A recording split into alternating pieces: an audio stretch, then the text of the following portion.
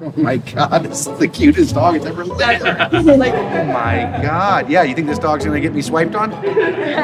How far would you go to get a date? All right, look in here. This puppy isn't mine. The coat isn't mine. The cardigan is definitely not mine. It's great. We're done. Everything was bought or borrowed for one purpose. An experiment we signed up for this winter to make a dateable version of me.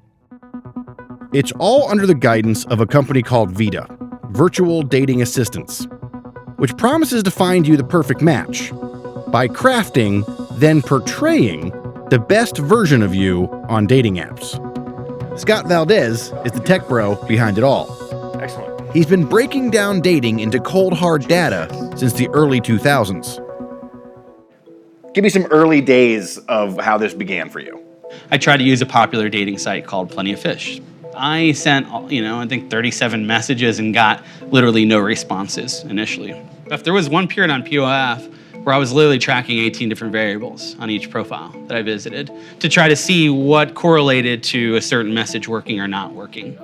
Scott gathered all his research and then had the idea to hire someone else to manage his profiles for him.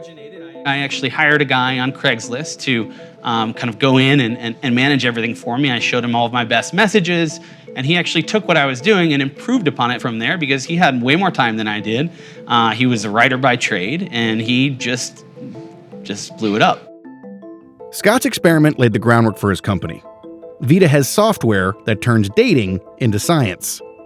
For example, if we were going to use a dating site, we have the ability to go through and download all of the profiles in the local area. The algorithm, what it does is based on millions of messages that we've already sent, it predicts who are the users that are most likely to respond to the client. So we're able to identify the people who are most likely to respond, what day they're most likely to respond to a message, and what message they're most likely to respond to. Clients who pay up get a lot more than an algorithm. For a hefty monthly fee, they get people who take over their dating life for them. The more they pay, the more dates they get. ViDA signed me up for the gold package. Everyone fudges a little on dating apps. With ViDA, you get over a dozen remote consultants who take that fudging to the extreme. First, I was grilled for over an hour by a matchmaker based in Brazil. ViDA wanted to learn all about the real me before building the improved model. Tell me some adjectives you would use to describe yourself. This is the hardest stuff. How would you describe your sense of humor? I like dry sarcastic, but I like really cheesy, silly stuff too. Do you feel like you have a type, or do your friends tease you about having a type? I mean, honestly, no. Like, not really. Like, honestly, Then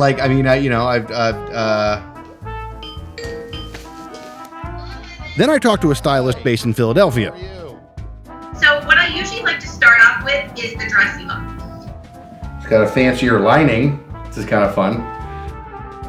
She suggested I buy $1,000 in new clothes, and then I get a haircut.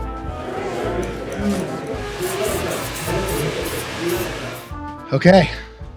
This is me. This is the dateable me. Okay. Then ViDA brought in the professional photographer. ViDA compiled all this stuff to make profiles for me on 3 of the most popular dating apps. Every profile was basically the same. This is what I look like to the world on Bumble, thanks to ViDA. Oh shit, it looks like they actually cleaned up my eye a little bit too. Like they got rid of some of the bags, maybe did something with my cheekbones here. Like it's like I've been airbrushed. The ViDA version of me got swiped on. And this is when ViDA gives customers what they're really paying for. It's not just about the best pictures or a puppy. ViDA does the flirting for you. They have been conversing with some people for me. Hi, Evan, how's your weekend going? And then I say, great so far. I guess that means we're exclusive now, right? Oh, God. And then it's like a winking emoji. Oh, Lord.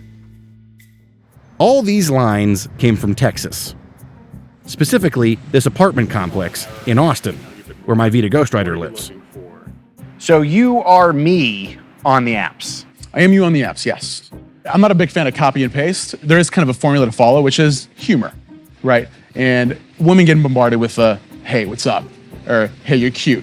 Let me take you out sometime. So trying to get away from that and do something different. If she's into, she puts like she's a big foodie on her profile. Maybe you can call it out, be like, hey, are we sweets compatible? You're flirting all day, Right. but on behalf of other people. And again, as you can see, it's all banter, it's light, it's playful, it's on the surface, right? Okay. It's never too deep. There's a lot of trial and error, and there's a lot of stuff that we back up with our data. Like there's a lot of messages, scenarios that we throw out. We collectively group that data, and over time, see what works and what doesn't. Actually, you just got to match. Wait, holy shit. Yeah, you just got to match right now. After 2 weeks, ViDA got me 10 numbers, which, if I followed ViDA's guidelines, would result in dates where women would not know they had been flirting with Alberto. The company strongly suggests men don't mention ViDA on the first date. Quote, if you're worried she may suspect someone else was involved, don't be, the website says. But I was trying to arrange interviews with women to talk to them about the service. So I told them about it. And they were pissed. Although one of them was still willing to go on an off-camera date with me.